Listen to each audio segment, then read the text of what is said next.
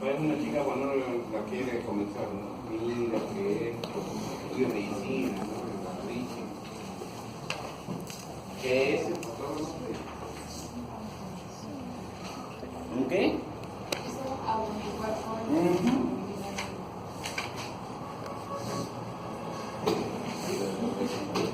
Es un autoanticuerpo. Mire, no ha hecho un anticuerpo. Ha hecho la definición exacta. Un autoanticuerpo. Dibuja el autoanticuerpo. No me vengan con los triangulitos de ayer, porque me arrastro como José Gabriel con los triangulitos. Ahí lo va a salir en la televisión. Profesor abusa físicamente. Ya, dibuja con el G.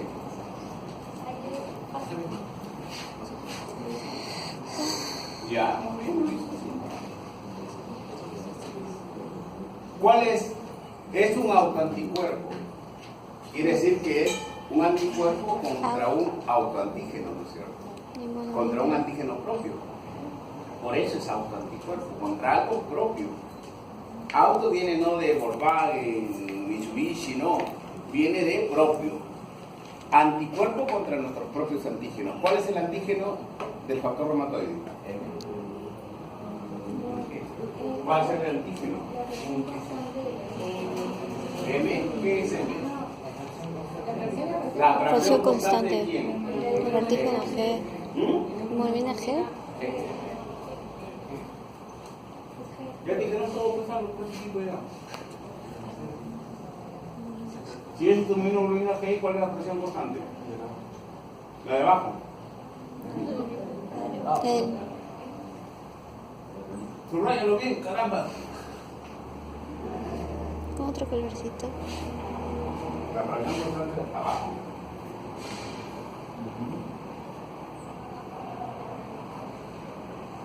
Ya pongamos el de. Hay una partecita de acá también importante. La otra es la variable, ¿no es cierto?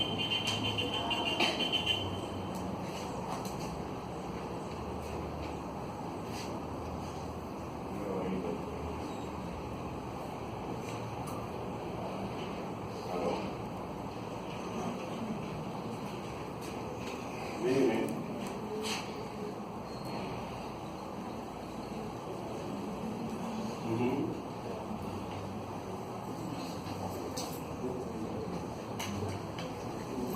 ¿Cuál es la solución entonces?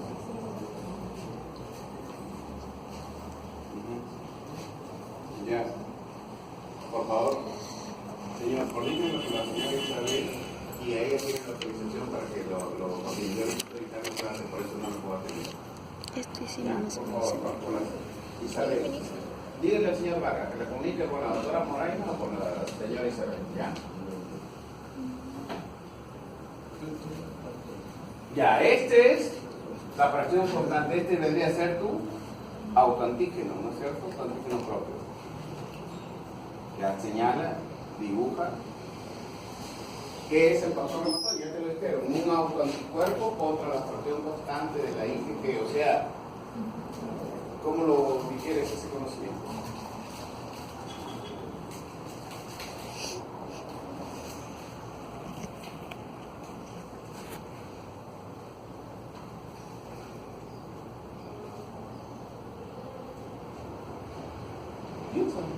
Se acostumbran a leer más. Yo les he dicho, quiero que razonen. Porque la vida de su paciente va a depender de su razonamiento. No de lo que lean, de lo que razonen, de lo que han leído.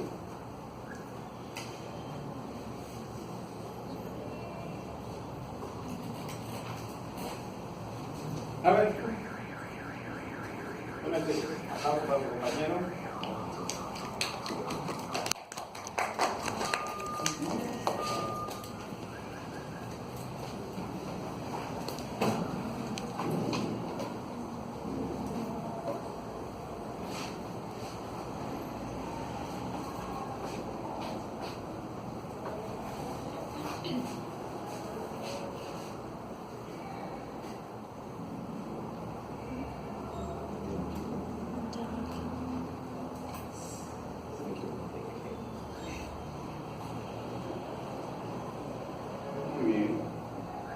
un anticuerpo que se une a la fracción constante.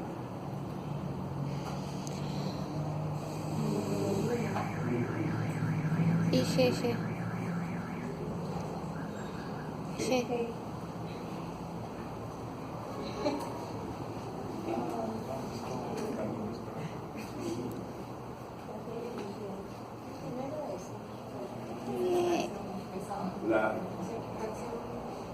Esa es la fracción que se une al antígeno es la fracción variable, ¿no es cierto? Ese es el FAB. Y la larga de arriba, la fracción constante. Arriba, esa es la fracción constante. ¿Qué me diciendo? Quiero que aprendan eso, a razonar. Primero, críticas, ¿ya? Críticas. Esta es la IgG. Acá hemos dicho que hacia arriba queda su fracción constante y acá su fracción AB que se une al antígeno, ¿no es cierto? Ya habíamos visto en las clases anteriores, ¿no es cierto? Que era una palabra quechua, ¿no es cierto? Binding antigen fraction, ¿no es cierto? Fracción que se une al antígeno, ¿no es cierto? Muy bien. Su compañera ha hecho este gráfico. Voy a ver si hasta acá podía. Lo he hecho con un solo brazo, también es correcto. Y ha puesto IgM. ¿Correcto? La IgM tiene 5. La IgM es penta. Si ella quería ser pentamédica, entonces ha tenido que ser así, ¿no es cierto? Hasta ahí correcto. No necesita unirse por los 5 brazos. Necesita solo un brazo para estar unido. ¿Correcto? Ese sí es una IgM, ¿no es cierto? ¿Qué es el factor reumatoide? Una IgM que ataca la fracción constante de la IgG. ¿No es cierto? ¿Qué es un factor reumatoide? Una IgM que se une a la fracción constante de la IG. Sí. ¿Quién es? Este es nuestro anticuerpo. Y este anticuerpo a la vez está siendo de antígeno, ¿no es cierto? La fracción constante está cumpliendo un rol de antígeno y se unen, ¿no es cierto? ¿Correcto? O sea, nuestros propios anticuerpos atacan a la fracción constante de la IG. ¿Correcto esa definición? ¿Completa esa definición?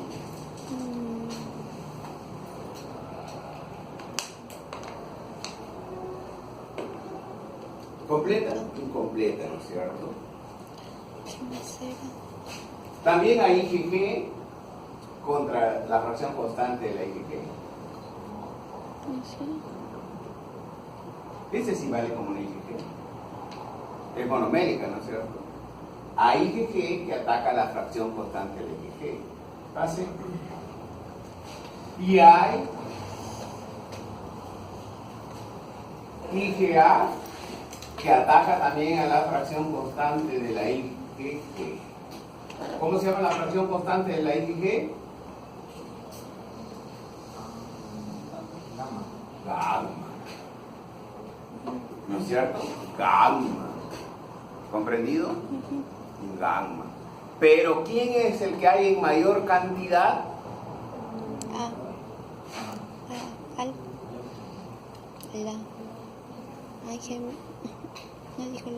¿Quién es el más frecuente? Pero también puede haber IgG antigamma, también puede haber IgG antigamma, y los tres son factores reumatóides. ¿Quién es el más frecuente? IgM. ¿Qué es el factor reumatoide? Un anticuerpo que ataca la fracción constante de la IgG, que generalmente es de isotipo IgM, pero que también puede ser G y A. ¿Comprendido? ¿Entendido entonces qué es un factor reumatoide? La otra pregunta. ¿Este antígeno es soluble o particulado?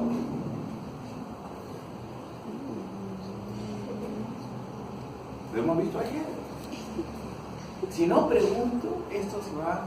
No es conocimiento. ¿Cuándo el conocimiento es válido? Cuando es significativo. ¿Y cuándo el conocimiento es significativo? Cuando es útil. ¿Comprendido?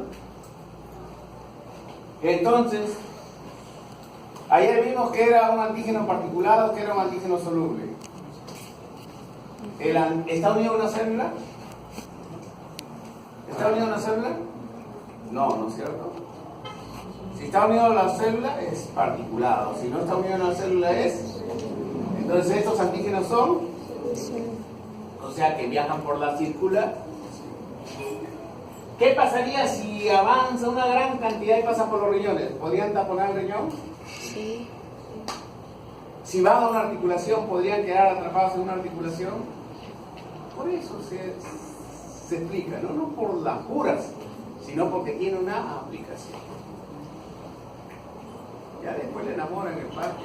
Yo comprendo, yo también he sido joven, así que no le voy a llamar más la atención. ¿Ah? No, en una nomás.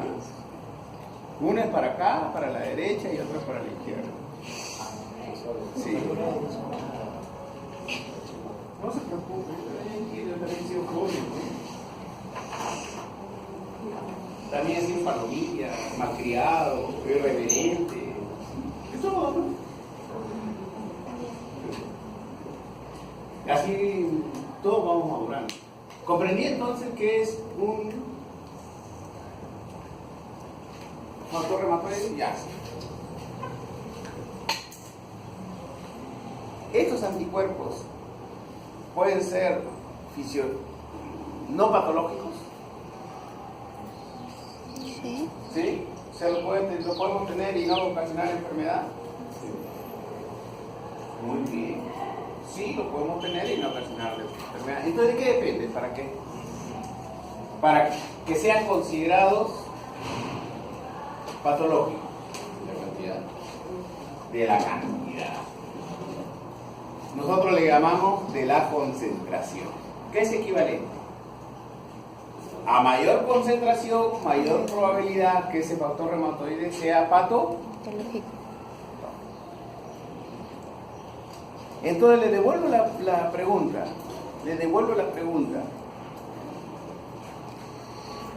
Si está en baja concentración, no serán patológicos, ¿no?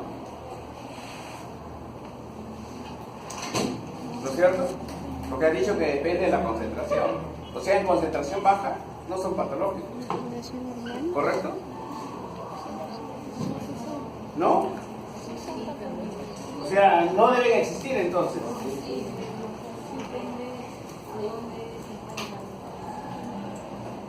Sí, pero lo sacamos de la sangre. La concentración la determinamos en sangre. ¿No es cierto? El factor reumatoide se determina en sangre. Y específicamente en suero. No en sangre total. Específicamente en suero. Entonces le cambio la pregunta. Ya me dijeron que la posibilidad que sea patológico es mayor si la concentración es mayor del factor reumatoide. ¿No es cierto? Estamos ahí de acuerdo. Yo les cambié la pregunta y le dije, entonces las concentraciones bajas no son patológicas. También son patológicas. Entonces, ¿a partir de cuándo son patológicas?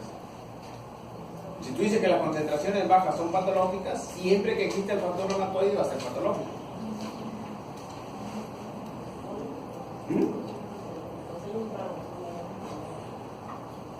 Ya hay un rango. Entonces, cuando esté en ese rango de valor normal, no es patológico. O sea, las concentraciones bajas no son patológicas. ¿No es cierto? La señorita me dice, es esto, a partir de una concentración, acá está en 0 y aquí hay un rango. Si está en ese rango de valor normal, no es patológico. Por encima de ese rango, es patológico. Entonces, yo digo, alguna concentración baja no es patológico, entonces. Esa es la pregunta.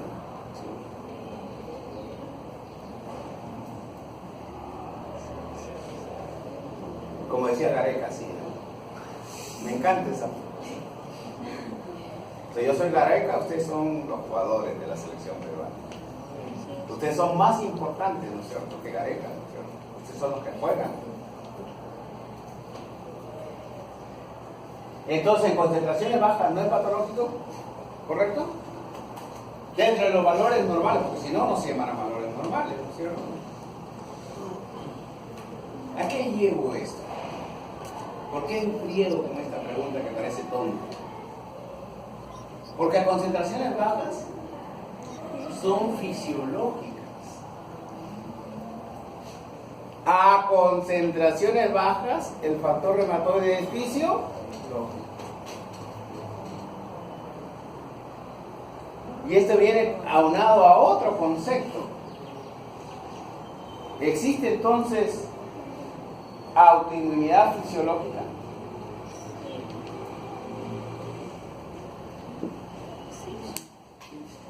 ¿Sí? ¿No? ¿O la autoinmunidad siempre será patológica? No, ¿no es cierto? No, pues. ¿Pero por qué tienen duda? Porque nos han creado en el esquema de lo propio y lo ajeno. Ya ese es un paradigma obsoleto, ¿cierto? Ya hemos dicho, ya ha sido superado. ¿Qué es un paradigma? El concepto vigente actual. Y el concepto vigente actual dice que existe inmunidad, que existe autoinmunidad fisiológica. ¿Comprendido? De tal manera que si nosotros tenemos factor reumatoide en bajas concentraciones, va a cumplir un rol fisiológico. ¿Les queda a ustedes averiguar cuál es el rol fisiológico del factor reumatoide en la autoinmunidad fisiológica?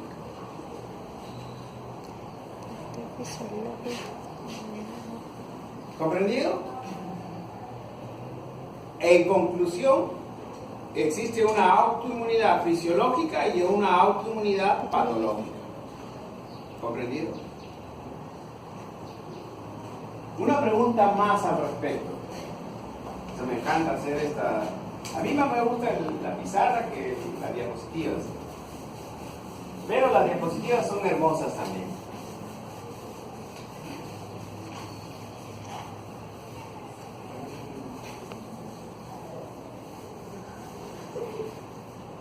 ¿Cuántas células se producen en la médula ósea por día? ¿Cuántas células? Nuestra médula ósea, que es la fábrica de la sangre. La sangre se produce en la médula ósea. Los elementos celulares de la sangre se producen en la médula ósea. ¿Cuántas células se producen por día?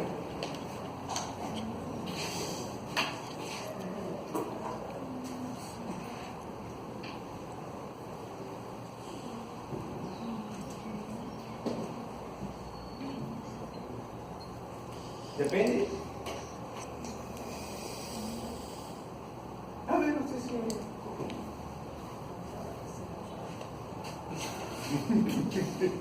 Está cansada, dice, ¿no? He llegado tarde. Sí, pero es una pregunta de cultura general. A ver, señor Costadito.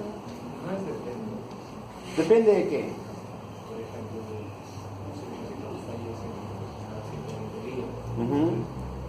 Cada 120 días se forman nuevas células.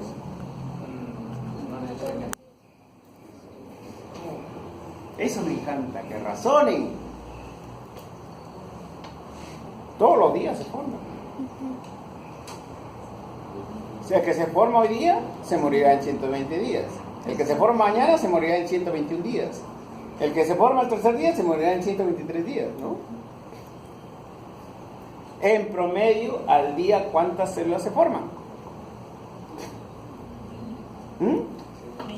Millones. Pongamos la respuesta correcta, millones. Ya, millones es la respuesta correcta. Le sigo preguntando. Como un niñito. ¿Cuántas se mueren al día? Millones. Si se forman al día millones, se mueren al día millones. ¿Qué palabra mágica resulta de que se mueren y se forman? Millones. ¿Cómo se llama la palabra mágica?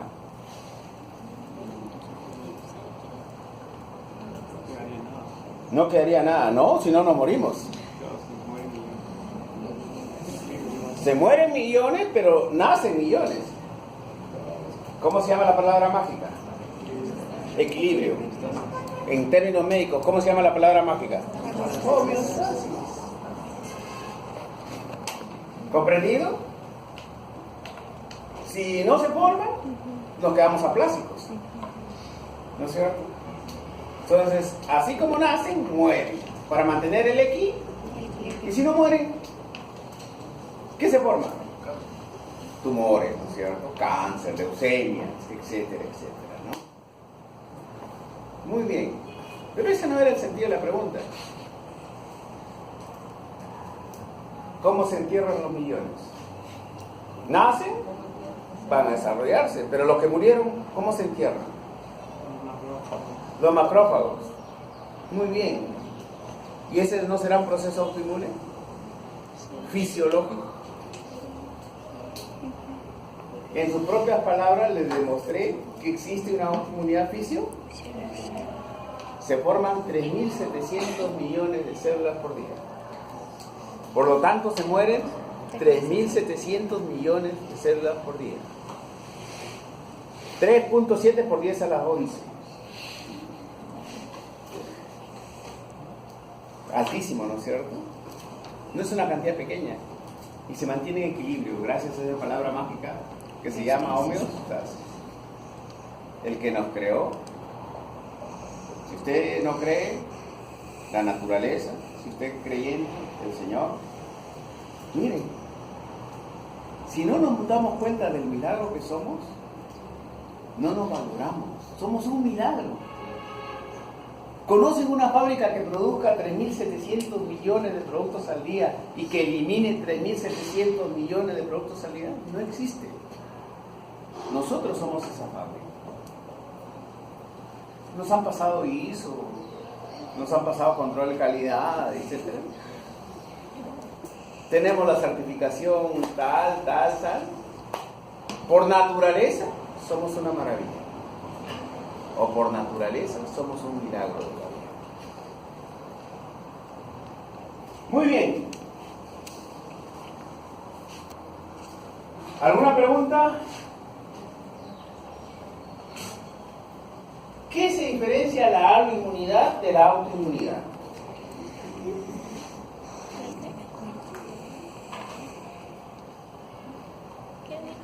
La diferencia entre autoinmunidad, si quiere con doble L también, inmunidad, de la autoinmunidad.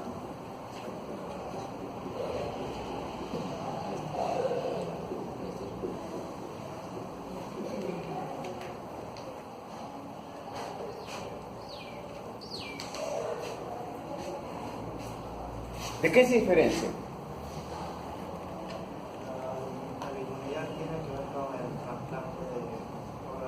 Trasplante de órganos. Sí, correcto. Muy bien. Defina lo mejor a la inmunidad. Desconoce. Que la inmunidad es un cuerpo extraño y el autoinmunidad es propio. Ya, antígenos propios, autoinmunidad, antígenos extraños a la inmunidad. Pero algo le falta a la halo para ser completo. Ese antígeno extraño es de un mono, de una gallina, de otro ser humano, de una misma especie. O sea, estos antígenos serían antígenos humanos, pero no propios. Porque si son propios, serían autoantígenos. Son antígenos de la especie humana. ¿Comprendido? Entonces estos son antígenos humanos, no propios. Redundante, ¿no? Porque si sería propio ya es mi autoantígeno. Y si es el antígeno de un chimpancé, ¿cómo se llama?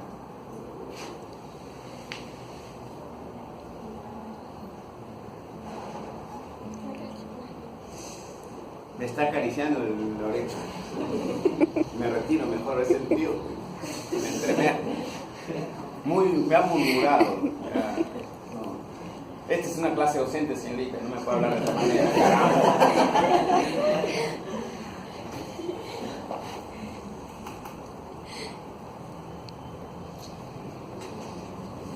Senoantígenos.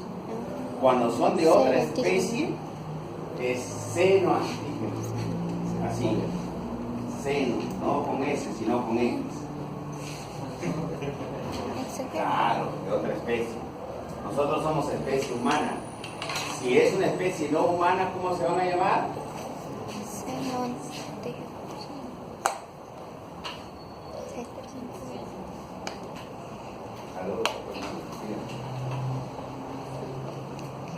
Xenofobia.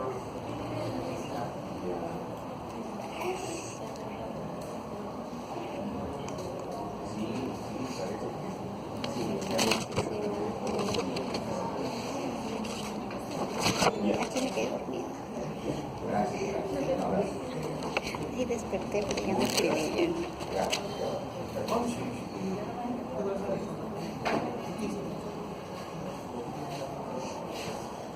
¿Estamos? De otra especie, seno. De la misma especie, halo. De la propia persona, auto.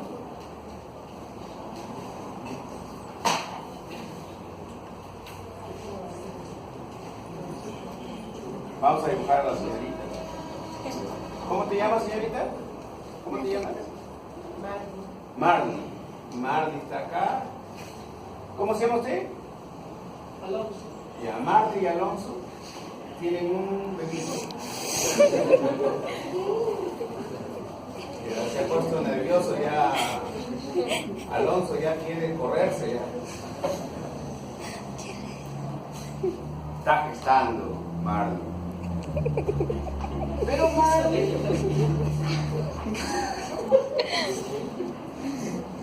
Será así, ¿no es cierto? Con N. Marlin así. Sí. Marlin es RH negativo. Y Alonso, RH positivo. que no tiene nada de, pero bien vivo, que ya le embarazó, es RH positivo. ¿No es cierto?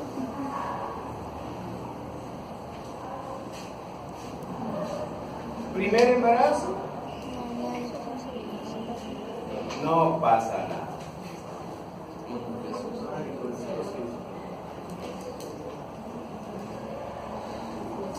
Ok. Segundo embarazo, pero en este, ¿qué pasó? Al finalizar el parto, pasa sangre fetal a la circulación materna. Y pasa, el fetito era RH positivo. Este antígeno RH no lo tiene la madre, no lo tiene madre. Lo va a reconocer su sistema inmunitario y va a producir anticuerpos contra el RH. ¿Cómo se llaman esos anticuerpos?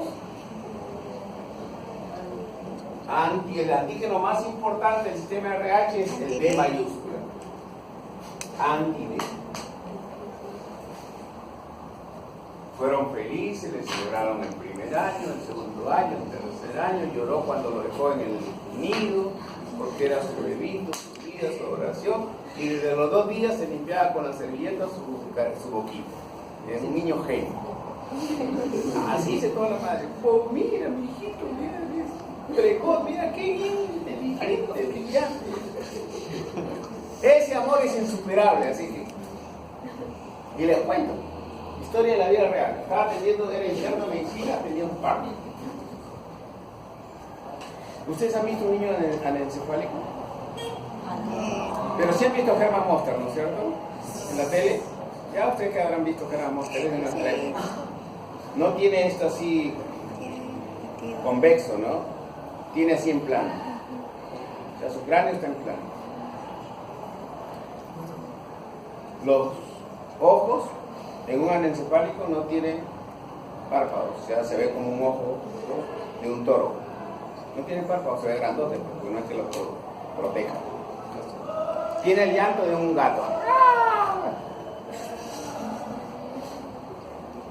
En el momento que la atendemos el parto, fue toda una tragedia. La voy a resumir. Nace Benito, que lloraba como gato, que no tenía párpados y no tenía la bóveda craneal completa, un anencefálico, y lloraba como un gato. La madre lo abrazaba con qué amor. Lo cogía, lo besaba, lo cubría de besos, lo llenaba de besos. Y entró en un llanto largo cuando le dijimos que ese niño no iba a vivir más que algunas horas. Anencefálico atendido. Y la madre, ¿y qué llegó? Un vestido celestito, casi eso que se ponen las niñas, pero largo, decolorado por el sol de tantas veces que lo habrá puesto a secar al sol, en sandalias, una total pobreza. Sin embargo, sea rico, no rico, pobre, lo que sea, el amor por sus hijos es extremadamente grande. Cuando yo he visto ese mismo con una colega, Betito, no lo destapes, déjalo en la mano. Lo ocultaba porque tenía todas las alteraciones. Pero en la forma innata del amor, ese es el amor de la madre. Con qué cariño lo pongo. Muy bien. Acá. ¿Qué ha producido Antide? Para un segundo embarazo, ¿qué va a hacer?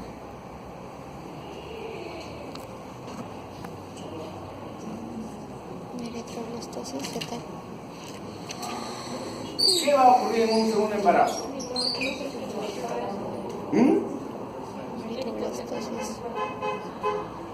Eritroblastosis. Eritroblastosis fetal, ya le hizo el diagnóstico. Ella de frente, ¿verdad? Oye, ¿te casas conmigo o no? ¿Me amas? No. ¿Te casas conmigo o no? Es decir, directo. No analizó. De repente no te convenía, ¿no? ¿Qué cosa? La pregunta es, ¿por qué acá, recién al final del embarazo, se forma la antide? ¿Y por qué acá actúa antes? Lo reconoce. Desde el primer embarazo. ¿Por qué qué? Ya está sensibilizada. desde Ya el se primer embarazo. sensibilizó. Entonces acá, inicialmente, ¿qué anticuerpo se produjo? Anti-RH, sí, anti-D, pero ¿qué clase? ¿Qué isotipo?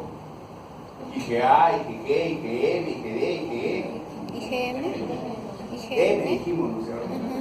Su M será pentamérico. ¿Atravesará barrera placentaria? No. Porque no hace daño del primero. No atraviesa, ¿no es cierto? ¿Y un contacto secundario qué produce?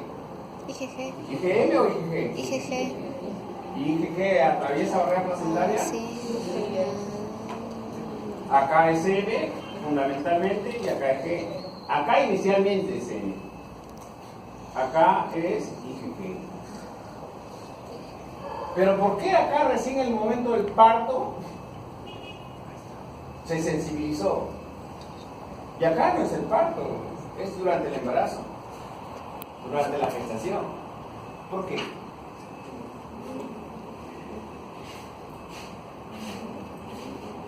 ¿Cómo se agarra acá? Sí, ¿no?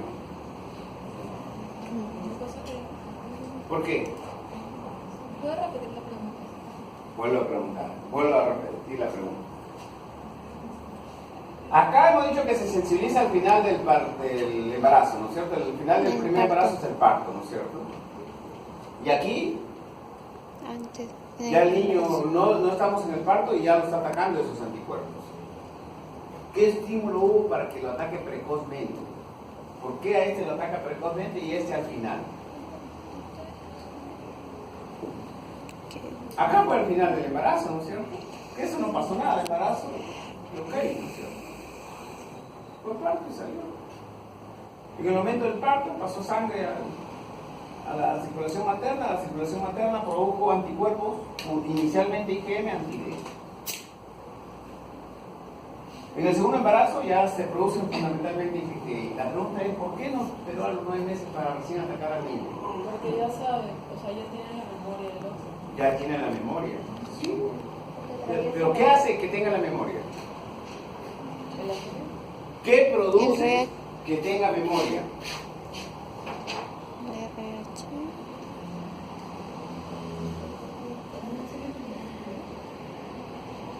Tengo un primo hospitalizado en emergencia, por eso estoy contestando. ¿Qué hace?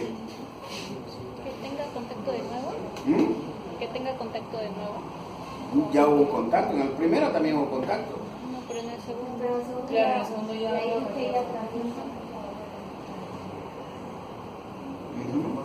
Pero ¿cómo que recién pasó glóbulos rojos al final del... ¿Aló? Sí, dime.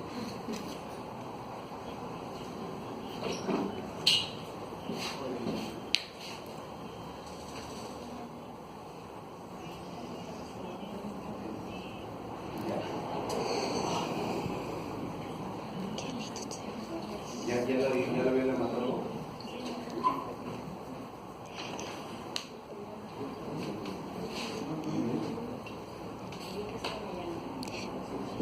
De población. Ya te voy a mandar el teléfono y se le contesta y si no, le di media hora que hay clases igual que yo, la doctora Moreno.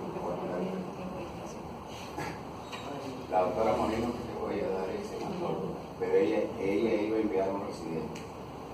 Ya.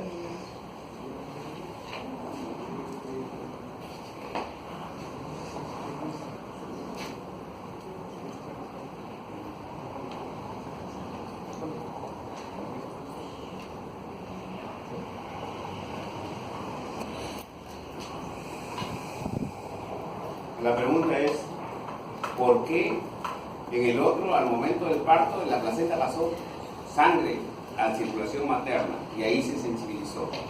¿Y por qué acá, todavía durante la gestación, ya lo está atacando? Pero aquí todavía, para que se produzca la inmunoglobulina G, necesita un estímulo antigénico. Hay un linfocito de memoria. Hay un linfocito de memoria, correcto. ¿Pero qué más?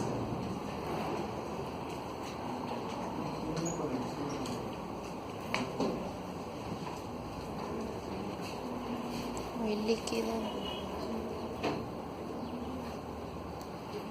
Voy a ser exagerado. En el momento que el del parto pasó 1 litro de sangre del niño a la madre.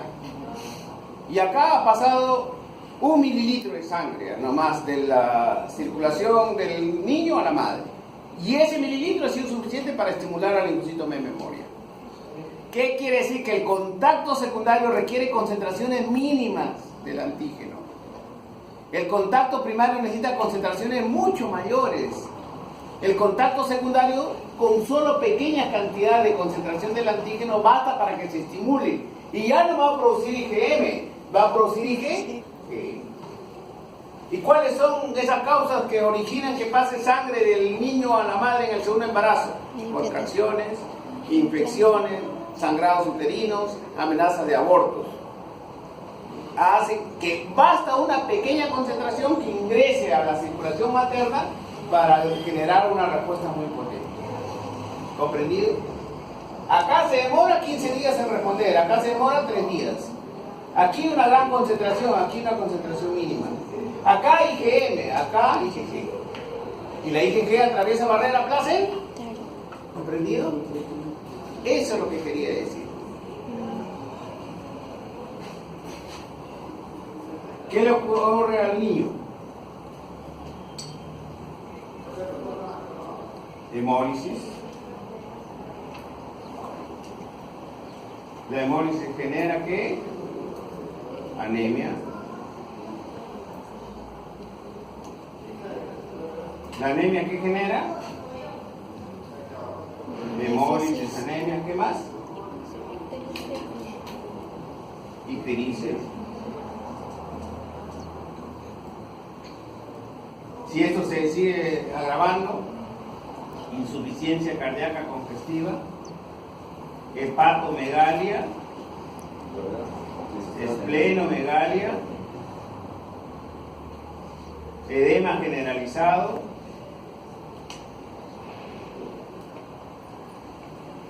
y muerte.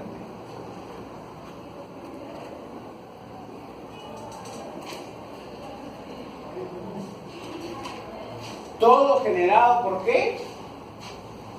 Por los anticuerpos de la madre que atacan al glóbulo rojo del niño, que tiene antígeno D. El antígeno es D y el anticuerpo es anti-D. Genera una hemólisis, una anemia, una ictericia, una insuficiencia cardíaca, hepato, esplenomegalia y muerte.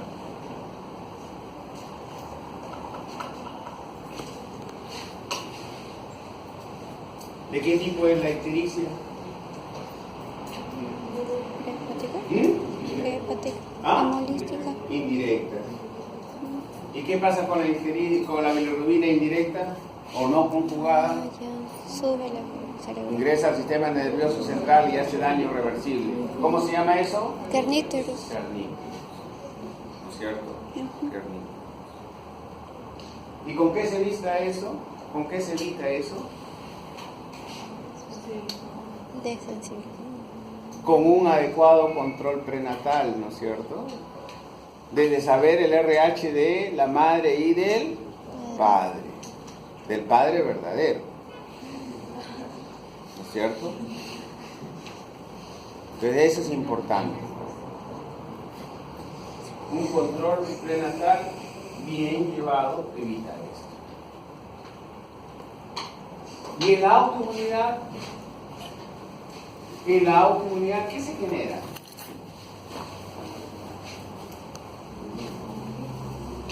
En la anemia hemolítica autoinmune.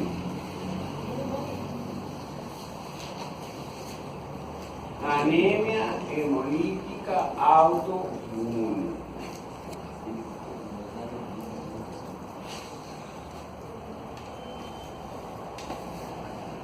La más frecuente se debe a IgG, anticuerpos IgG.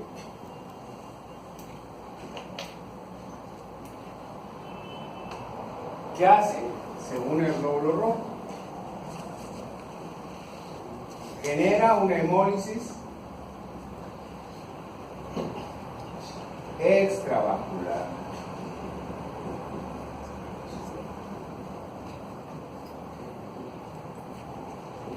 ¿Qué más?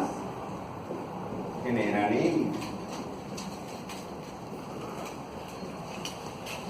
Genera ictericia.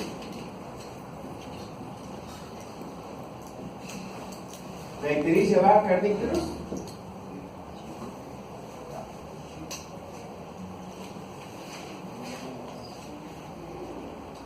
¿Sí? Sí.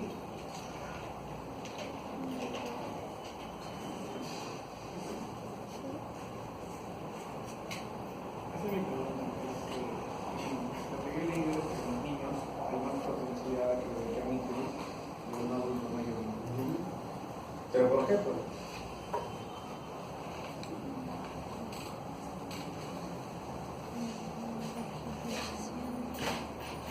La pregunta es esto: ¿cuántos leucocitos tiene o hematíes tiene un recién nacido? Varios. Pongámosle 5 millones por microlitro. ¿El señor cuántos hematíes tiene por microlitro? Está bien alimentadito, su mamá le prepara su desayunito, le pone su baberito acá para que tome sus juguitos, sus sanguchitos, y te da tu carnecita, ¿no es cierto? Y te espera con el almuerzo y te atiende, ¿no es cierto? Correcto. ¿Cuántos hematíes tiene por microlitro?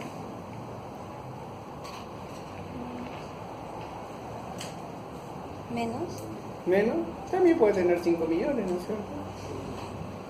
El recién nacido a veces nace con un poquito más de 5 millones. Ya 5 millones tiene, ambos tienen 5 millones. ¿Cuánto pesa, señor? 75 kilos.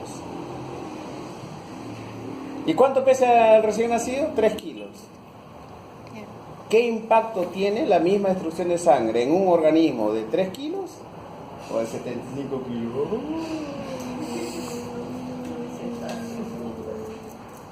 ¿Entendido?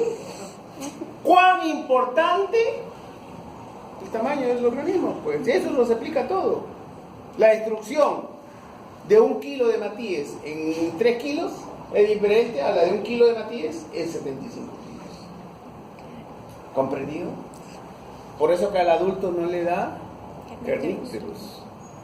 Al recién nacido sí, porque la concentración en 3 kilos es mucho mayor y generalmente se asocia a una cifra mágica. Cifra mágica decimos porque se le ocurrieron 20 miligramos de bilirrubina indirecta. Es un alto riesgo que le dañe el sistema nervioso central al recién nacido. ¿Comprendido? Entonces al adulto no le da pues kernicterus, ¿no? ¿Qué más le da? Responde a hepato, esplenomegalia. ¿Qué más le da? ¿Responde a corticoides? Sí, responde a corticoides. Respuesta a corticoides.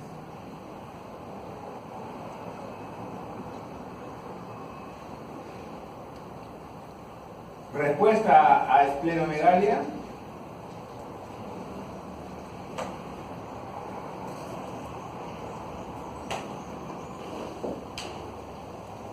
Respuesta a esplenomegalia. No esplenomegalia, esplenectomía. Esplenomegalia es el crecimiento del vaso. La esplenectomía, ¿qué es? La resección. Quitar del vaso, ¿no es cierto? Y generalmente se debe que, o sea, la anemia hemolítica autoinmune puede deberse a una hemoglobina G, que produzca hemólisis, anemia, ictericia, hepatoesplenomegalia, responde a corticoides y a esplenectomía.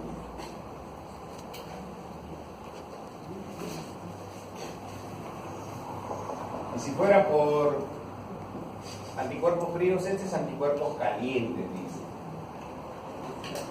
Si fuera por anticuerpos fríos, IgM, frío. Acá la hemólisis era extravascular. Cuando es por M, ¿cómo es la hemólisis? ¿Qué es hemólisis extravascular y qué es hemólisis intravascular? Que uno se hace en el vaso y otro se hace dentro de Una es en el vaso y otra los otros dentro de los vasos sanguíneos. De los vasos sanguíneos. en el vaso sanguíneo. Si es intravascular, ¿quién activa mejor el complemento? ¿La M o la G? La M.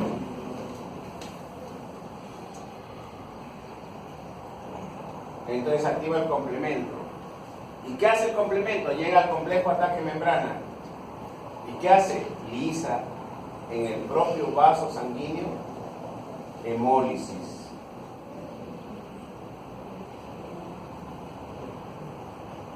Acá, ¿dónde ocurre la hemólisis? Recién cuando un macrófago reconoce la fracción constante, lo engloba y lo fagocita. Eso es fuera del vaso sanguíneo. Entonces es una hemólisis extravascular. Acá el complejo ataque membrana es el que participa, lo destruye dentro del vaso. Intravascular, hemólisis intravascular. Igualito hepato, esplenomegalia, ictericia. ¿Qué más? No hay respuesta a corticoides. ¿Qué más? No a esplenectomía.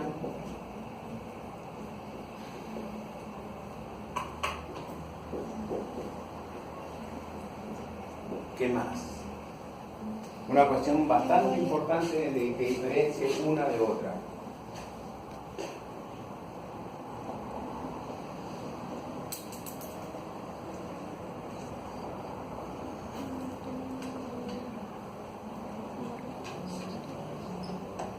Generalmente acá es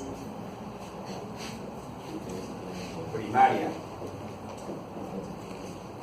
Quiere decir que la causa es la propia anemia hemolítica autoinmune. Ella es la causa. un desorden autoinmune. Acá generalmente es secundaria. ¿Secundaria qué? Si es un viejo, ¿en qué pensaríamos? En una neoplasia oculta. Si es un niño, en una infección.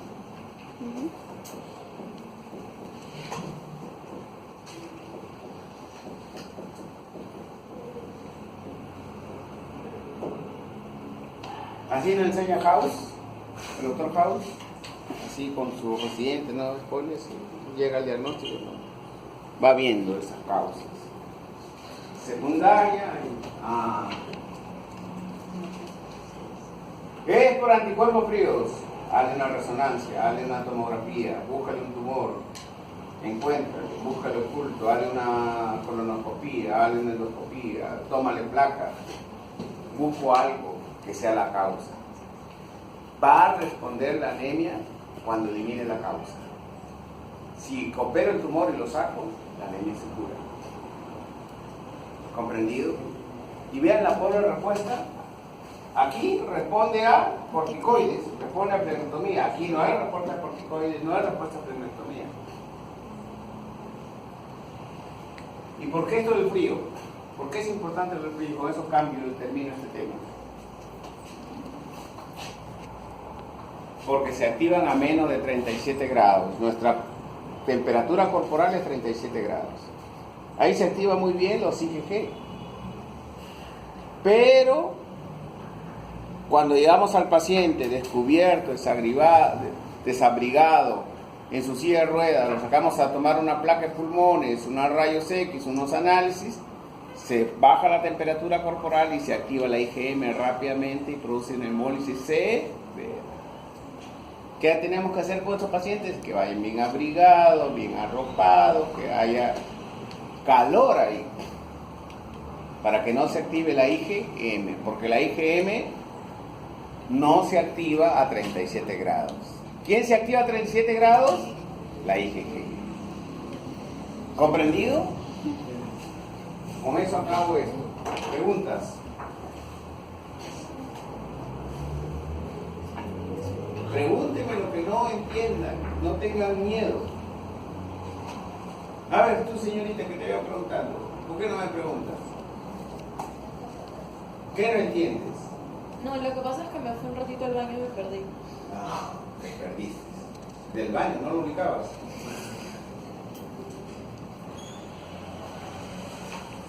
¿Preguntas? Muy bien, ahora sí me voy a divertir un poco con la diapositiva.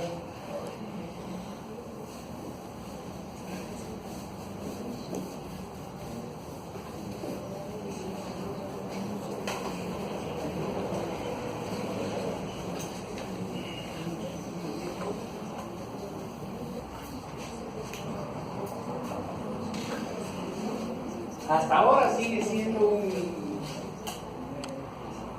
mito o sigue en discusión. Esta es una pregunta que tiene varias respuestas, que lo ha tenido a lo largo de la historia de la medicina. ¿Cómo se genera la respuesta inmunitaria?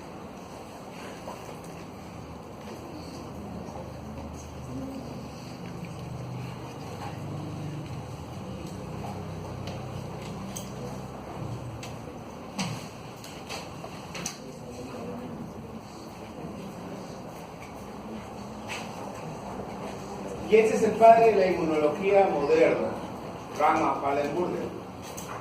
En ese entonces no existía especialidad de inmunología. Hace 2 años recién la Universidad Ricardo Palma tiene especialistas en inmunología. Y eso es bueno. ¿Qué decía Burden? Mira, el linfocito B, 1959.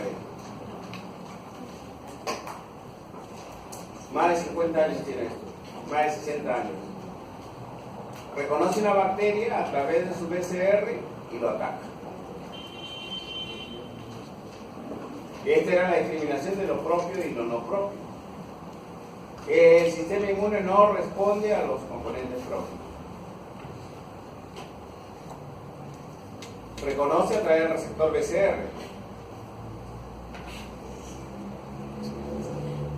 ¿Qué vieron? Mire, dentro de esa línea comenzaron a publicar también sus discípulos.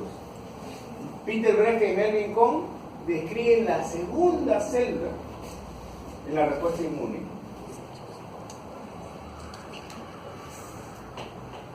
Y dicen, este linfocito B, para que ataque a la bacteria, necesita de un linfocito T helper. Y este T helper le emite una señal. ¿Y cómo se dieron cuenta de esto?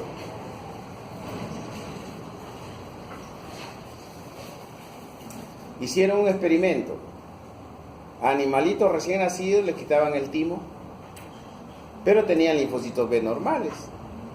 Y estos animalitos que les quitaban el timo y que tenían linfocitos B normales no producían concentración de anticuerpos normales. Si producían anticuerpos en concentraciones bajitas o no producían. ¿Qué quería decir eso? ¿En el timo hay linfocitos B? No, ¿no es cierto? Solo T. Quiere decir que el linfocito B requiere del T para que produzca concentración normal de anticuerpos. O sea que en términos generales, no exclusivos, porque hay excepciones, en términos generales el linfocito B es linfocito TH dependiente, es T dependiente. ¿Comprendido?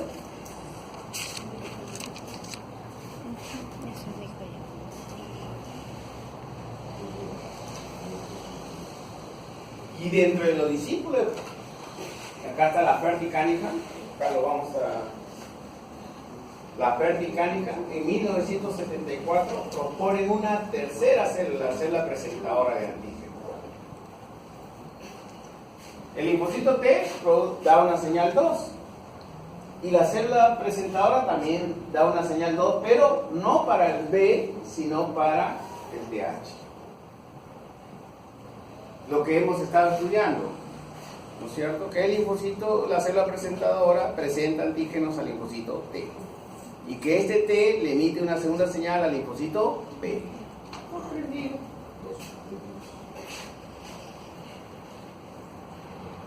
Un paradigma en 1986. Ya pasó, ¿no es cierto? Ya es un paradigma obsoleto. En 1986, Mossman y Kaufman describen la polaridad de la respuesta TH y la dividen en TH1 y TH2, y de acuerdo a las citocinas que producían. Gamma, factor de respuesta tumoral, TH1. 4, 5 y 10, TH2. Mossman y Kaufman. ¿Cuándo hablamos de polaridad? Cuando existen dos opciones, polo norte y polo sur. Polaridad.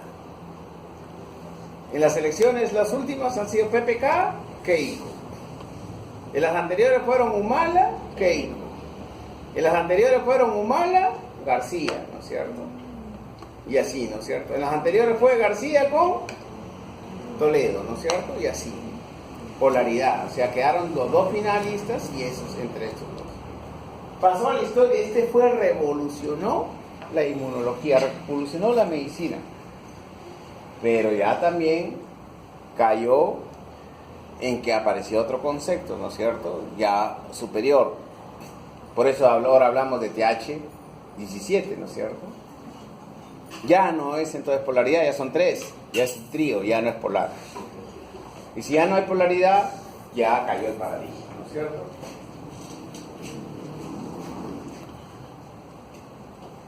Y apareció este profesor, miren, este profesor se llama Charles Geneway. ¿Qué propone Charles Geneway? Dice, oye, si la célula presentadora reconoce microbios, la célula presentadora tiene que tener un receptor para los microbios. Y los microbios tienen que tener unos patrones moleculares. El receptor de los patrones moleculares se llama PRR. Es otro concepto revolucionario. No existía el concepto de PRR. Muchos lo habrán olido, olfateado, pero el que lo pronuncia, el que lo hipotetiza sin haber sido descubiertos, El que imagina, por eso digo, nunca abandonen sus sueños, sus imaginaciones. Charyeneway nunca lo olvidó y hipotetizó los PRR. Dice, la respuesta inmune no comienza acá, comienza aquí. Cuando el PAN es reconocido por el PRR, ese lo procesa, lo presenta al T y genera las señales para que se active el B. ¿Bacán? Bacán.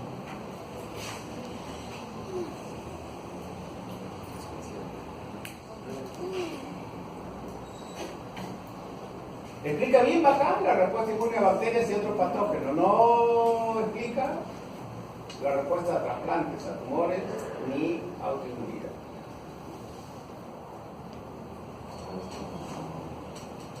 ¿No es cierto? Volvemos. ¿Qué es este PRR? Es este que PAN. ¿Y el PAN propio de quién es? De microbios, ¿no es cierto? ¿Y nuestra célula propia es microbio? ¿Nuestros trasplantes son microbios? ¿No es cierto? No implica la autoinmunidad, no implica los trasplantes, no implica las células neoplásicas tampoco, porque no son tumores, no son microbios.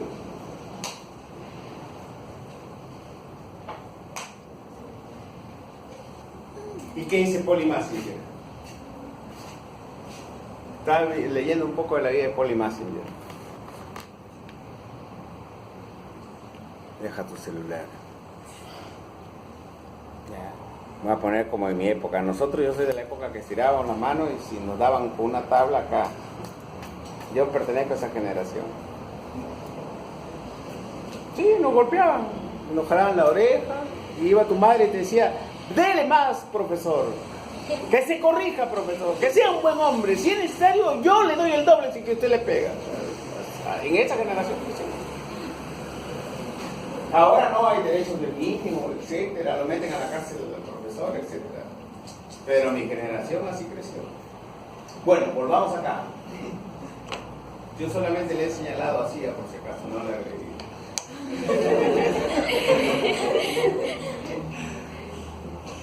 ¿Qué dice Polly Massinger? Las mujeres siempre tienen ven de otra manera, pues no, siempre ven de otra manera. Entonces dicen, el hombre es de no sé qué, la mujer es de no sé qué. ¿De qué planeta es la mujer? ¿Y el hombre de qué? Yo tengo mi propia teoría, se lo voy a decir al final.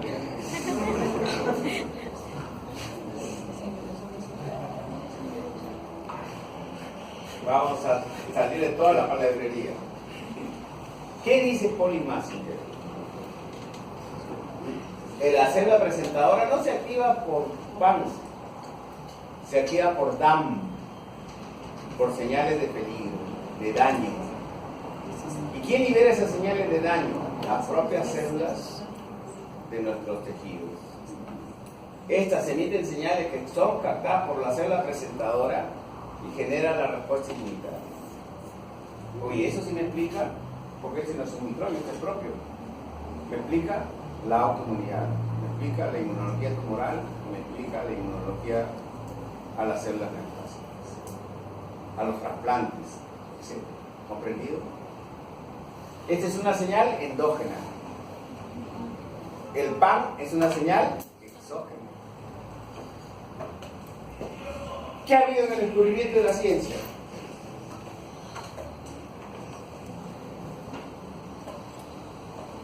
El descubrimiento de los Tyler Reset. ¡Ay! ¿Qué era esto? De PAN, tipo polisacáridos, flagelina, DNA de bacterias. ¿Eso a favor de quién está? ¿De Charyeneway o de Polly Massinger?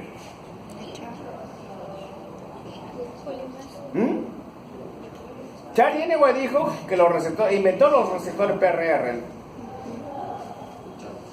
Este está a favor de Charyeneway, ¿no es cierto?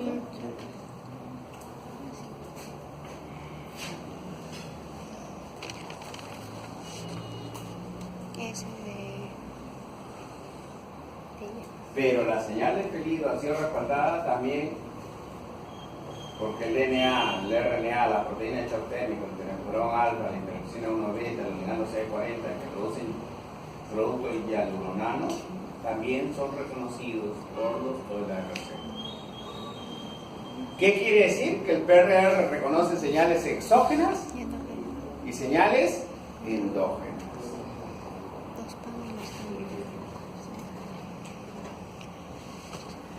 Acá está, pues, PAN, DAM. Pero el mismo reconoce tanto PAN como DAM.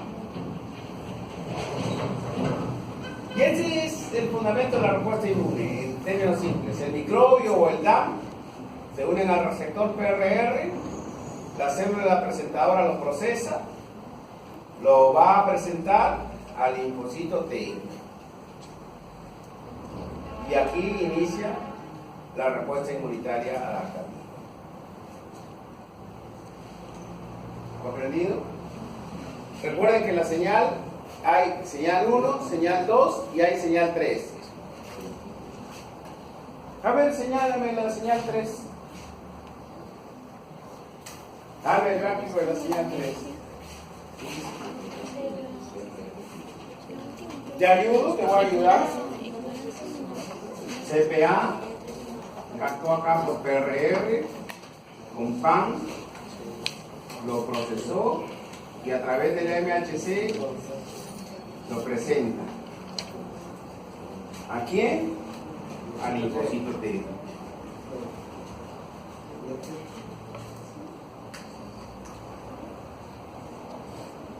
Y para que no se quede solo en señal 1, hay una señal 2 dada por las moléculas coestimuladoras.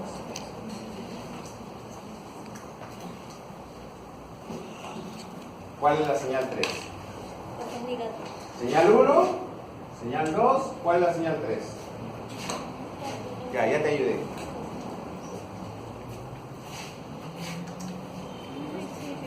Me estoy preguntando a ella.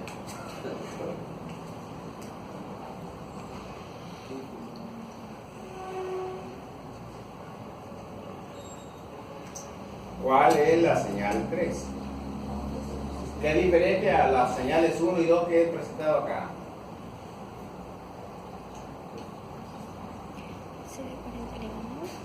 De ese no se va a comenzar a proliferar y a dividir, a ver expansión clonal. Sí, ¿no es cierto? ¿A través de qué es?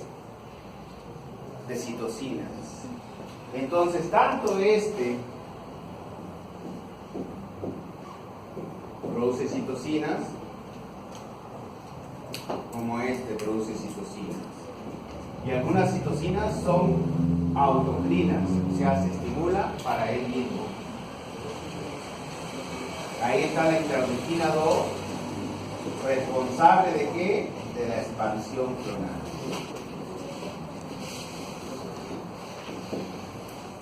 ¿Cuál es la señal 3?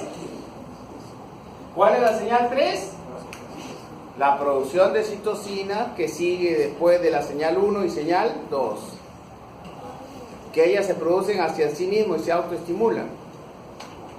Si produzco yo interleucina 2 sobre mí mismo, voy a formar otro doctor Chunga y se van a formar 20, 30, 100 doctores Chunga.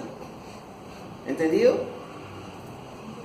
¿Esa qué vendría a ser? Producto de la señal 3 que está mediada por interleuquinas o por citocinas. ¿Comprendido? Entonces, ¿cuál es la señal 3? La producción de citocinas. ¿Comprendido? Muy bien.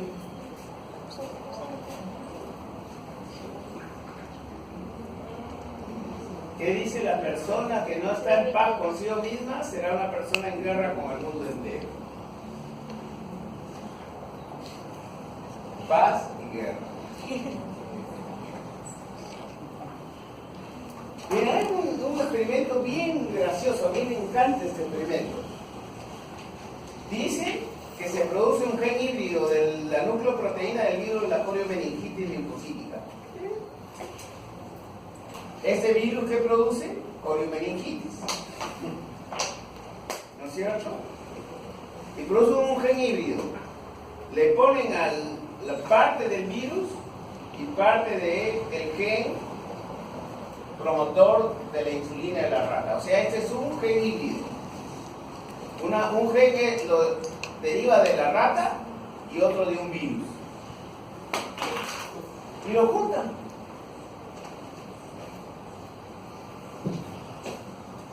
Y entonces, ¿qué van a tener? Ratones transgénicos que expresan acá en su páncreas, porque eso está unido en la insulina, en el páncreas, que expresan antígenos de la nucleoproteína del virus de la coriomeningitis. Si este páncreas tiene adicional un antígeno viral, ¿no es cierto? Porque es producto de este gen. Le han manipulado para meterle un virus al páncreas del ratón. ¿Ese antígeno viral es propio del ratón? No. ¿Debería generar respuesta inmunitaria? A ver, vamos a ver. La nucleoproteína del virus se expresa en las células beta y no provoca respuestas de células T.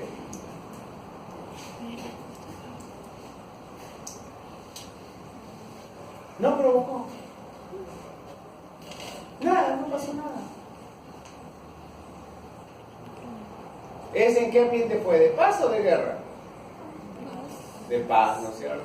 Todo tranquilo, el ambiente de paz, oremos al Señor, con todo respeto lo digo. Todos en paz, paz, amor, debemos amarnos, cuidarnos, protegernos, beneficiar a la sociedad y al hermano y al prójimo. Vamos a un ambiente de guerra. Aquí se generó tolerancia, lo mismo, el gen híbrido se puso en el ratón. ¿Y qué le hacemos al ratón? Le inoculamos en su colita al virus. Le ponemos infección con virus de la coriomeningitis linfocítica. Le ponemos al virus natural. ¿Y cómo responde este sistema? A través de células TCD8. Recuerden que las TCD8 tienen propiedades antivirales. Entonces, no solamente está en el páncreas, ¿no? Sino también le estamos poniendo a través de la colita, ¿qué? El virus. ¿Y cómo responde el ratoncito? Con células TCD8. ¿Qué van a hacer las células TCD8? Lo van a perseguir al virus. ¿Y qué le hacen al virus? Lo buscan hasta en el páncreas. Y destruyen las células TCD8 activadas, se infiltran en los islotes y destruyen a las células beta nucleoproteínas positivas del virus. Ese es producto de este gen de la nucleoproteína. Recuerden que se había metido al páncreas, ¿no es cierto? Ahí habíamos tenido este transgénico. Después los infectamos con este acá en la cola y lo busca el sistema inmunitario, es implacable. En su afán de destruir al virus, también se destruye él.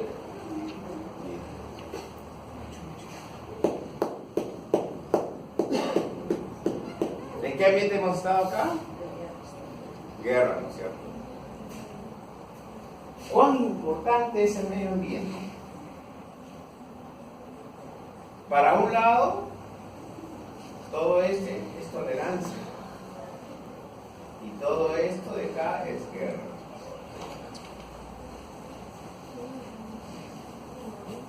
¿Preguntas? Bueno, en el caso anterior, primero le dimos uno que estaba híbrido y luego ya uno sí propiamente el virus de Coriomeningitis linfocítica. Ajá.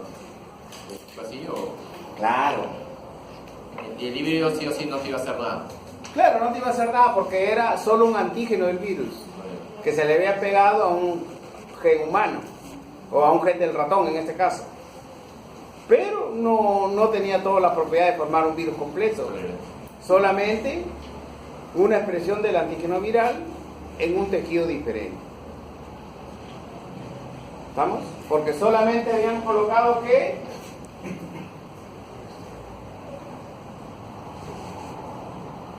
la nucleoproteína, una nucleoproteína del virus de la coriomeningitis linfocítica. Para que sea el virus completo había que ponerle todos los genes del virus. No, acá solamente una partecita del virus. Esta partecita le pusieron en el páncreas. Lógicamente no iba a producir infección porque no era el virus completo, pero sí llevaba una partecita del virus, un antígeno viral. Y no pasaba nada. Como no era virus completo, tampoco se reproducía, pero estaba incrustado ¿dónde? En la célula beta pancreática. Cuando le ponen el virus completo, activa el linfocito TCD8 y él busca no solamente esa partecita, sino busca todo el virus y lo persigue por todo, lo va buscando, es implacable hasta que lo encuentra. Uy, lo encuentra en el páncreas, pero no sabe el virus completo, encuentra una partecita y a pesar de esa partecita lo destruye totalmente. ¿Estamos?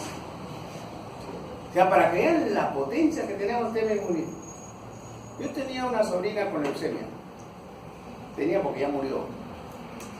Esta sobrina, cuando tenía menos de 500 neutrófilos, hacía fiebres, infecciones que no calmaban con ningún antibiótico ni el antibiótico más potente del mundo. Cuando subía de los 500 neutrófilos, desaparecía la fiebre. ¿Cuál es el mensaje? Que nuestro sistema inmune es mucho más potente que muchos antibióticos. Ese es el mensaje. Cuando debilitamos el sistema inmunitario nos hacemos proclives a infecciones. ¿Preguntas?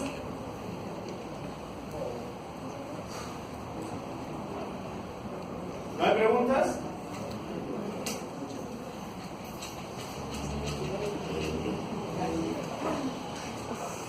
Tolerancia central, ya lo hemos visto, ese es un repaso.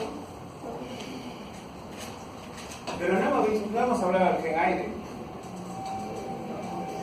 ¿Para qué sirve el gen aire en la tolerancia central? La reproducción de linfocitos. Claro, la reducción de células tímicas en órganos de ¿Ahora algo quieres decir? Sí, ¿por qué te chupas? Porque no he almorzado, nada más. Y como soy diabético, me baja mucho la glucosa. Tengo que echar algo. Me uso insulina. Y la insulina es un marcador que favorece el cáncer. Y ya me ha dado cáncer. Yo soy un paciente con cáncer. Cáncer. Cáncer. Tenía un cáncer de colon.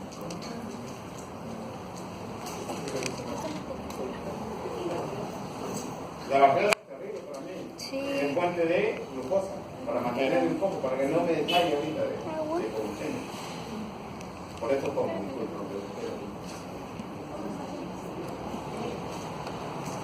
A propósito de eso, la dieta alcalina, ¿no? Nada de arroz, nada de gaseosa, nada de azúcar. Lo único que puedo comer es pescado de carne oscura, carne de cuy, nada más, nada de papas fritas, nada de pan.